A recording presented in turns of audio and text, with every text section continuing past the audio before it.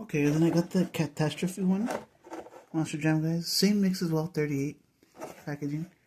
I saw a new packaging for 2025. It looks amazing. Like, it looks really cool. Here's the back.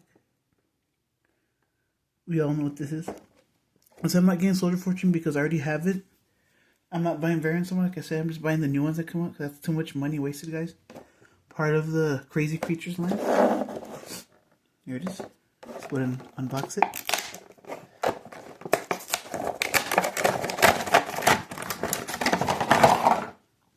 Ooh, okay. So it's like Nightstorm, just like a tiger one. The Nightstorm's a Black Panther.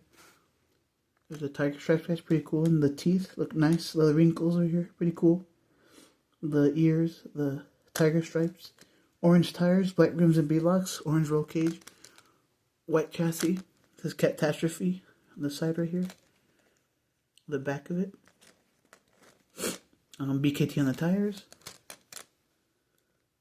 So that's the one. I have 2 more to go, guys. Peace out.